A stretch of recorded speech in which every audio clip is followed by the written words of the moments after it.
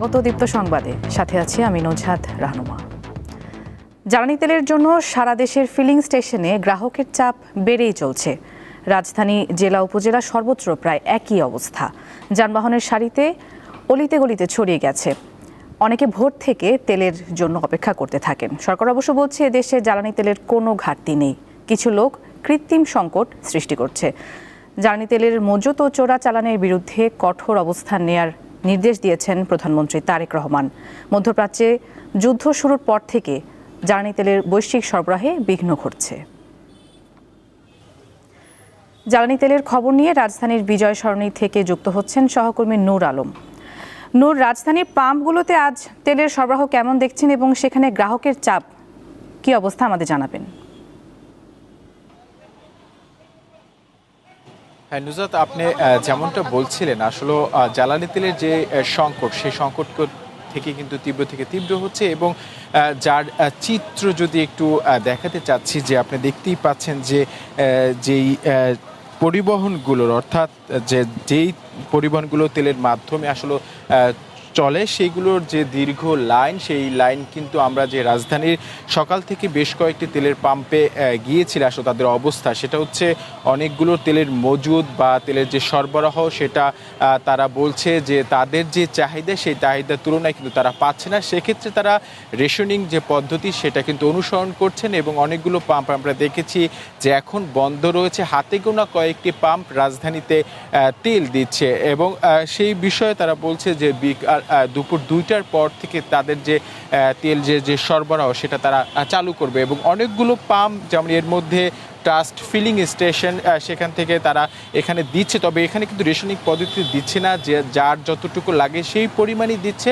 তবে এই যে তেলের জন্য আমরা দেখেছি যে বাড়তি একটা চাপ, এতে করে সড়কেও কিন্তু যেই লাইন, সেই লাইনে অলিগলিতেও কিন্তু ছড়িয়ে গেছে। আমি যদি এখানে দাঁড়িয়ে এখান থেকে প্রায় দীর্ঘ কয়েক কিলোমিটার যদি বলি, সেটা এই যে লাইন, সেই লাইন কিন্তু ছড়িয়ে গেছে থেকে কিন্তু যানবাহন যে এই লাইন, সেটা কিন্তু রাজধানীতে যে সড়ক, সেই সড়কে কিন্তু প্রভাব পড়েছে এবং বিশেষ করে গাড়িগুলো দাঁড়িয়ে থাকার কারণে কিন্তু একদিকে যেমন যানজট তৈরি হচ্ছে, সেক্ষেত্রে আমরা দেখছি যে তেলের জন্য বা জ্বালানি তেলের জন্য যে এখানে যারা ভোক্তা রয়েছে, তাদের সাথে আমরা দেখেছি বিভিন্ন ধরনের বাক বিতণ্ডাও হচ্ছে।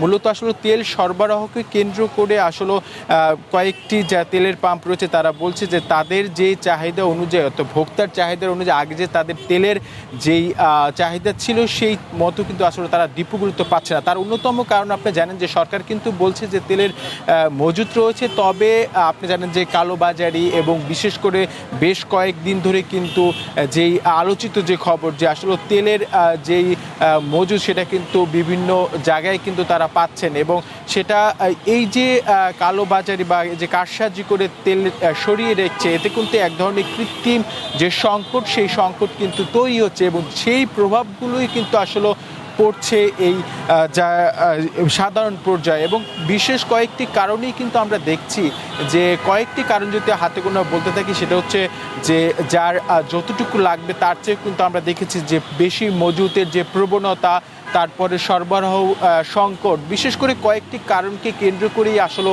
এই যে জ্বালানি তেলের যে সংকট, সেটা কিন্তু দিন যত যাচ্ছে ততই কিন্তু বাড়ছে। আর এবং এর প্রভাব আপনি জানেন যে ইসরায়েল এবং ইরানের যুদ্ধর পরবর্তী সময়ে কিন্তু আমরা দেখছি, চলাকালীন সময়ে কিন্তু বিশ্বব্যাপী যে তেলের যেই সংকট, সেটা কিন্তু হয়েছে এবং তার প্রভাব কিন্তু আমাদের এই দেশেও কিন্তু পড়েছে এবং দেখতেই পাচ্ছেন আমরা সকাল থেকে এখানে দাঁড়িয়েছি যে মানুষের যে বাক বিতণ্ডা এবং তেল নিয়ে, এবং সেই পরিস্থিতি কিন্তু এখনও বিরাজমান হয়েছে। তবে তেলের পাম্পগুলো এখনও তেল দিচ্ছে, যে জ্বালানি তেল সরবরাহ করছে, তবে সেটা সীমিত পরিসরে। নুজাত, এই ছিল আমার কাছ থেকে যে রাজধানীর যে তেলের পাম্প যে ছিল তার সর্বশেষ খবর। নুজাত, সরাসরি যুক্ত ছিলেন সহকর্মী নূর আলম।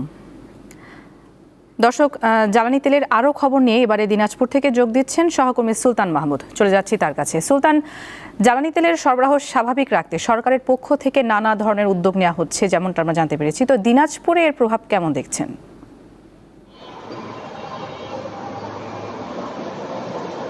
নুসরাত, আপনি জানেন যে সারা দেশের যে তেলের যে সংকট, বিশেষ করে জ্বালানি তেল, অকটেন এবং পেট্রোলের যে সংকটটি ছিল, সেটি কিন্তু আমরা দেখেছি যে গতকালকে থেকে দিনাজপুর জেলা প্রশাসক রফিকুল ইসলাম তিনি কিন্তু একটি টিম তৈরি করে দিয়েছেন এবং বেশ কয়েকটি তেলের পাম্পগুলোকে ঘিরে একজন করে নির্বাহী ম্যাজিস্ট্রেট নিয়োগ করা হয়েছেন এবং তিনি কিন্তু ঘুরে ঘুরে তেলের পাম্পগুলোতে যাচ্ছেন এবং যেখান থেকে যেদিন তেল দেওয়া হচ্ছে সেই দিন থেকে কিন্তু সেই নির্ধারিত পাম্পে গিয়ে ম্যাজিস্ট্রেট অবস্থান করছেন এবং তিনি পাম্প কর্তৃপক্ষের সাথে আলোচনা করে কি পরিমাণ তেল দেওয়া হবে সেই পরিমাণ কিন্তু আলোচনা করে এই কাজটি করছেন। আমরা দেখেছি গতকালকে দিনাজপুরের আমি যে ফিলিং স্টেশনে দাঁড়িয়ে রয়েছি, এটি দিনাজপুরের মডার্ন মোড় রহমান ফিলিং স্টেশন। এখানে গতকালকেও নির্বাহী ম্যাজিস্ট্রেট কিন্তু উপস্থিত থেকে প্রায় 5,500 লিটার তেল কিন্তু এখানে থেকে দেওয়া হয়েছে এবং গতকালকে দুপুর 1টা থেকে শুরু করে রাত গভীর পর্যন্ত কিন্তু তেল দেওয়া হয়েছে এবং আমরা দেখেছি যে আসলে মানুষের যে তেলের যে একটা চাহিদা সেটি কিন্তু আসলে লক্ষ্য করা গিয়েছে এবং লম্বা একটা লাইন কিন্তু এখানেই দাঁড়িয়েছিল এবং প্রথম দিকে কিন্তু নির্বাহী ম্যাজিস্ট্রেটের নির্দেশে 300 টাকা করে তেল বরাদ্দ করা হয়েছিল এবং শেষের দিকে কিন্তু গিয়ে সেটিকে আবার বেড়ে গিয়েছে, অর্থাৎ 500 টাকা পর্যন্ত কিন্তু তেল এই ফিলিং স্টেশন থেকে দেওয়া হয়েছে এবং এটি বলছেন যে এখানকার যিনি ম্যানেজার রয়েছেন বজরুল আলমের সাথে আমার কথা হয়েছে, তিনি বলেছেন যে তেলের আসলে তারা যে দিনাজপুরের পার্বতীপুরের যে ডিপো থেকে যে তেল অকটেন এবং পেট্রোলের যে বরাদ্দ পায় সেটি কিন্তু আসলে নিয়মিত যেভাবে পাচ্ছিল সেটি কিন্তু তারা পাচ্ছে না, অর্থাৎ নির্ধারিত সময়ের মধ্যে যে তেলটুকু লাইন ধরে কিন্তু সেই ডিপো থেকেও তেল নেওয়া হচ্ছে। এটি কিন্তু আসলে দিনাজপুরের যে পার্বতীপুরের 3টি ডিপো রয়েছে, পদ্মা, মেঘনা, যমুনা, সেখানে কিন্তু এই চিত্রটি রয়েছে। আরেকটি আপনাকে একটু তথ্য দিয়ে রাখি যে দিনাজপুরের যে পার্বতীপুরের যে 3টি ডিপো রয়েছে, অর্থাৎ ভারতের সাথে ফ্রেন্ডশিপ যে পাইপ লাইনের মাধ্যমে গত কালকেও কিন্তু রাত 6:58 ভারতের নোমালীগড় রিফাইন যে লিমিটেড এর সাথে বাংলাদেশের যে একটা ফ্রেন্ডশিপ চুক্তি রয়েছে সেই চুক্তি অনুযায়ী কিন্তু কালকে 7,000 মেট্রিক টন ডিজেল কিন্তু এসছে এবং গতকালকে থেকেই এই ডিজেলের যে পাম্পিংয়ের যে কাজগুলো কিন্তু শুরু করেছেন এবং দিনাজপুরের যে পার্বতীপুরের যে মেঘনা লিমিটেড কর্পোরেশনের যিনি ম্যানেজার রয়েছেন অপারেশনস কাজী রবিউল আওয়াল এর সাথে তার আমার কথা হয়েছে, তিনি বলেছেন যে আগামী 30 তারিখ পর্যন্ত এই কাজ চলবে। নুসরাত। সুলতান মাহমুদ যুক্ত ছিলেন দিনাজপুর থেকে। মাহমুদ, ধন্যবাদ আপনাকে। বিশ্ব ঐতিহ্য সুন্দরবনে বারবার আগুনের ঘটনা ঘটেছে। গত বছর শুষ্ক মৌসুমে 6 মাসে 2 বার আগুন লেগেছে। 1.5 যুগে বনে আগুন লেগেছে 26 বার। আগুন নেভানোর কাজে বন বিভাগের রয়েছে নানা সীমাবদ্ধতা। শুষ্ক মৌসুমে সুন্দরবনে বাড়ে আগুন লাগার আতঙ্ক। গত বছরের মার্চে পূর্ব সুন্দরবনের চাঁদপাই রেঞ্জের ধানসাগর স্টেশনের কলমতলী ও গুলিশাখালী ফরেস্ট টহল ফাঁড়ি এলাকায় পুড়ে যায় প্রায় 26 একর জমির গাছপালা, লতাগুল্ম। অগ্নিকাণ্ডের বেশিরভাগ ঘটনাই ঘটেছে বনের শরণখোলা ও চাঁদপাই রেঞ্জে।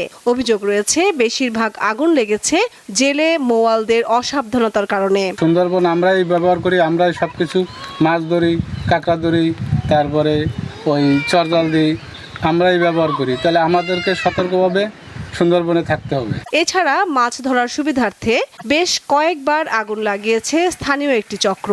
আগুন লাগিয়ে দেওয়ার ঘটনায় একাধিক মামলা হলেও জড়িতদের বেশিরভাগই আইনের আওতায় আসেনি। আমরা চাই সুন্দরবনটা ভালো থাকুক এবং সুন্দরবনটা সচেতন থাকুক, আগুন যেমন না লাগে। আগুন জ্বললে আমাদের ক্ষতি। সুন্দরবনে কোনো আগুন নিয়ে যাওয়া যাবে না, কোনো ম্যাচ লাইট, বিড়ি, সিগারেট এগুলো খাওয়া যাবে না। চলতি বছরের শুরুতে বনে অগ্নিকাণ্ড রোধে নানা পদক্ষেপ নিয়েছে বন বিভাগ। আমরা রেগুলার সিপিজি, বিটিআরটি সহ প্রতিদিনই এই সেনসিটিভ এলাকাগুলোতে পায়ে টহল করি, এলাকায় প্রচার প্রচারণা চালাই।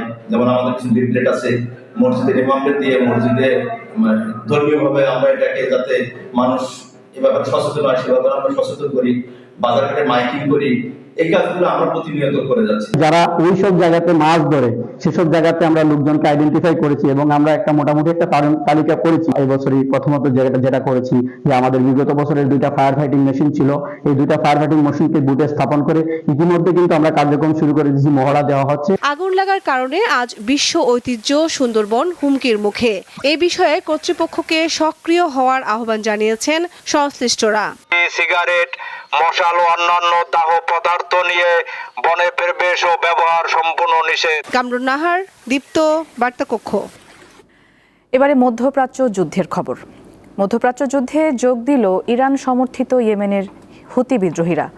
গতকাল থেকে এখন পর্যন্ত ইসরায়েলের দিকে 2 দফা ব্যালিস্টিক ক্ষেপণাস্ত্র ছুড়েছে তারা। হুতিরা যুদ্ধে জড়িয়ে পড়ায় লোহিত সাগরে জাহাজ চলাচল অনিরাপদ হয়ে পড়তে পারে বলে মনে করছেন বিশ্লেষকরা। আজও ইরানের বিভিন্ন স্থানে হামলা চালিয়েছে যুক্তরাষ্ট্র ও ইসরায়েল। ইরানের বিপক্ষে যুক্তরাষ্ট্র ও ইসরায়েলের যুদ্ধের 1 মাস পূর্ণ হলো। 28 ফেব্রুয়ারি শুরু হওয়া এই যুদ্ধ এরই মধ্যে মধ্যপ্রাচ্যের বিভিন্ন দেশে ছড়িয়ে পড়েছে। ইরানে নিহত হয়েছে অন্তত 1900 জন, লেবাননের প্রাণহানি 1150 ছাড়িয়েছে।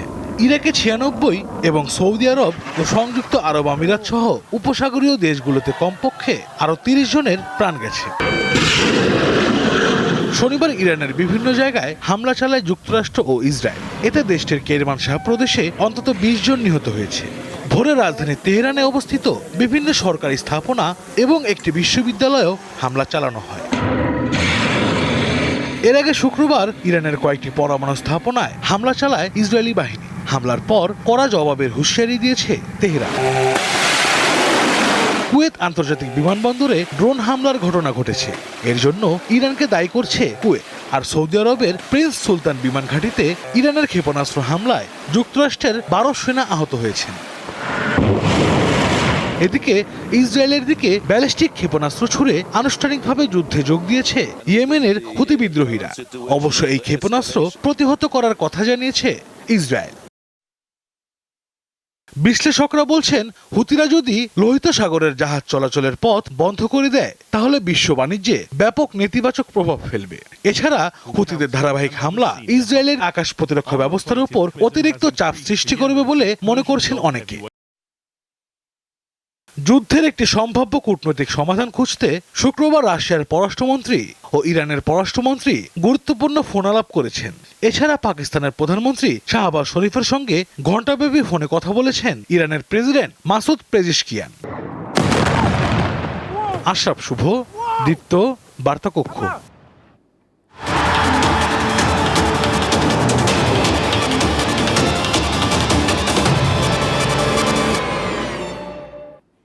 খেলার খবর। ফিফা র্যাঙ্কিংয়ে আরও এক ধাপ পিছিয়ে পড়ল বাংলাদেশ। হালনাগাদ করা তালিকায় হামজা চৌধুরী, জামাল ভুঁইয়াদের দলের অবস্থান এখন 181 নম্বরে। অন্যদিকে বাংলাদেশকে হারানো ভিয়েতনাম 5 ধাপ এগিয়ে 103 নম্বরে উঠেছে। শীর্ষ 10-এর কয়েকটি দলের র্যাঙ্কিংয়ে ওঠানামা হয়েছে। বিশ্ব চ্যাম্পিয়ন আর্জেন্টিনা 1 ধাপ পিছিয়ে 3 নম্বরে নেমেছে। আর আর্জেন্টিনাকে টপকে 2-এ উঠেছে দুবারের বিশ্ব চ্যাম্পিয়ন ফ্রান্স। শেষ 5 ম্যাচের 4টিতে জেতা স্পেন শীর্ষস্থান ধরে রেখেছে। অবস্থান অপরিবর্তিত আছে 4র্থ স্থানে থাকা ইংল্যান্ডের। তবে 1 ধাপ এগিয়েছে ক্রিশ্চিয়ানো রোনালদোর পর্তুগাল। 6 থেকে 5 নম্বরে উঠে এসেছে দলটি।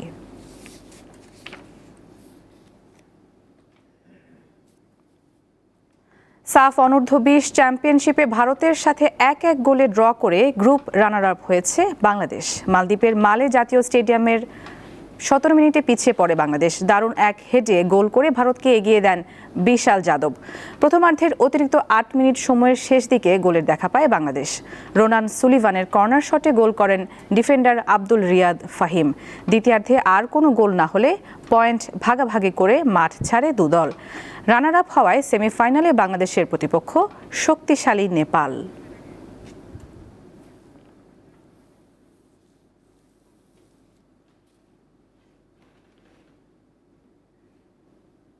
আর এই ছিল এখনকার মতো। পরের সংবাদ বেলা 12টায় দেখার আমন্ত্রণ। এছাড়া আরও তথ্যের জন্য চোখ রাখুন দীপ্ত ডিজিটাল প্ল্যাটফর্মগুলোতে। ধন্যবাদ সবাইকে।